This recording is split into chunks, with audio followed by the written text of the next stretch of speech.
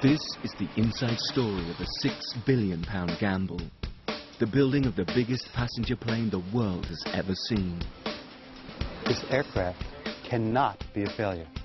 We've already spent billions of dollars on this project. And we do have a few billions to spend, yes. It's a tale of top-secret research and development, of confidential business deals, but above all, of intense personal pressure. These moments really piss me off. This is precision engineering on a mammoth scale. A race against time to construct the largest airliner in history, the Airbus A380.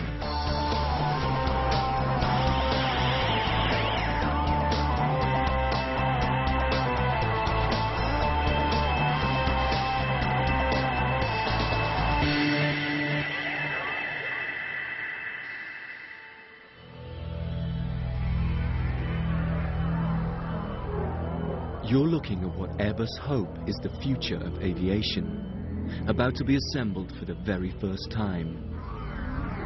3 giant pieces of fuselage will soon become the body of a truly vast flying machine. Over 3 times as long as a blue whale, 5 times as heavy. C'est bon. The A380 marks a new era in airliners, a 555-seat, double-decker super jumbo, able to fly non-stop a third of the way around the globe. This project is an enormous challenge. Will the parts fit together? Will it be built on time? Just getting this far has taken courage and amazing ingenuity.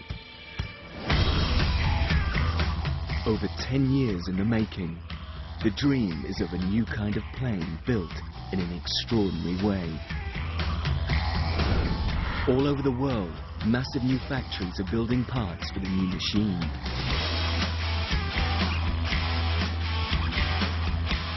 It's made using state-of-the-art methods and high-tech materials. But that's just the start. Transporting the giant parts to southwestern France has been an incredible feat in itself. Traveling by river, sea, land and air, components have covered thousands of miles, ducking low bridges, squeezing through tiny French villages in the middle of the night. But the next phase is the toughest yet. The aircraft must be assembled to the tightest of tolerances. The engines, the landing gear, the cockpit, the computers must all be tested. With the parts finally gathered together, Airbus is about to find out if their grand vision will work. The stakes couldn't be higher.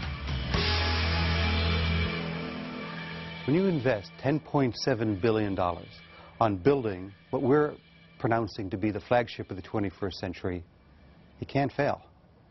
There isn't, well, we almost got there, or it's so-so, not too shabby.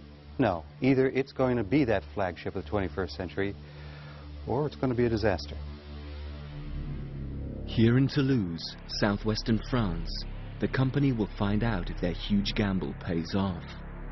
In a factory big enough to hold 16 football pitches, they have just 11 months to build the first flying prototype. The clock is ticking. The first task is to join 7 major components into one vast aircraft, a process that should take just over 5 weeks. This is a critical phase. The parts must be assembled perfectly if the plane is to fly as efficiently as Airbus expects. A mistake here would mean the prototype is flawed, which would delay the entire program. We need to be very, very accurate. We have to be sure that the shape of the aircraft is in line with the specification, and that the geometry of the aircraft is good, and to avoid twist fuselage or twist wings. The performance of the aircraft depends on this shape. Gilles Cormier is in charge of the main structural assembly of the A380. Building any airliner requires precision. but ensuring that the three enormous body sections of this 240-foot-long giant are brought together in a perfectly straight line presents his team with an exceptional challenge. I feel very confident now, even if it's difficult, because we have put in place a very accurate systems. The key to success lies in the use of lasers.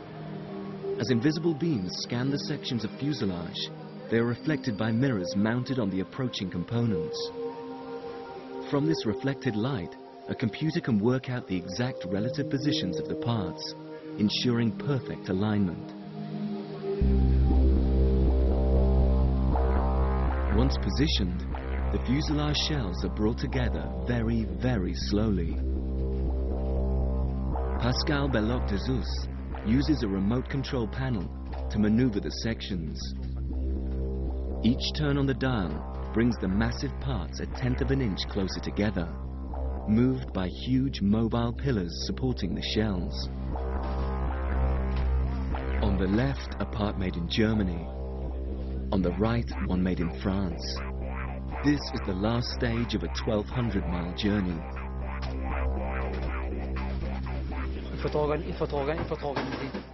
Well, the trick is to be organised, and then it should go okay.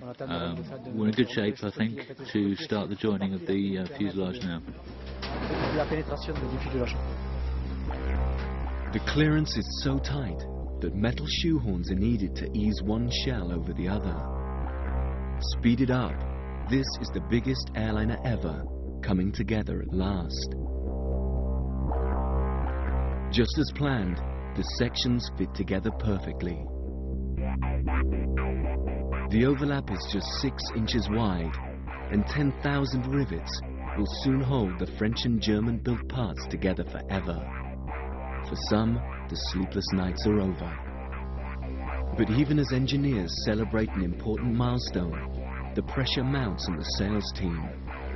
Airbus has to convince the world's airlines that they really do want a plane with 45% more volume than a Boeing 747. The worst that could happen to Airbus, I guess, right now, after having invested the money, getting the airplane ready, is the world's airlines come, they take a look at it, and they say, well, it's not exactly what we had in mind. They've got to come, they've got to look at this airplane, and they've got to be impressed. Selling planes at £146 million apiece is not a stroll in the park. For John Leahy, the pressure is mounting. 250 sales are needed for the project to break even. So far, he's got 139 firm orders. Today, the bosses of Australian airline Qantas are coming to check on their £1.8 billion investment.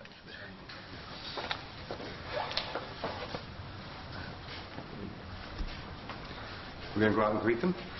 Yeah. Okay, well, where's Chris? She's outside.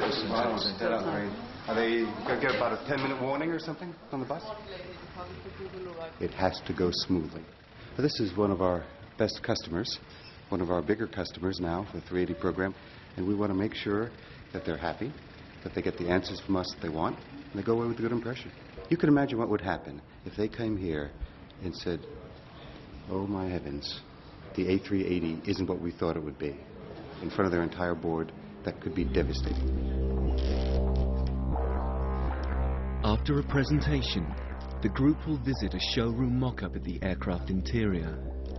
It's only then that John Leahy will find out if the Australians like what they see. At stake is not only billions of pounds, but the pride and perhaps the future of the company as well.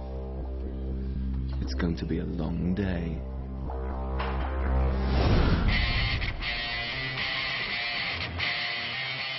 June 2004, and the world's biggest airliner is on schedule, but only just. 2 weeks into the structural assembly, it's vital to keep momentum going if the plane is to fly on time. Head of the program, Charles Champion, admits the schedule is tight. It's going fast.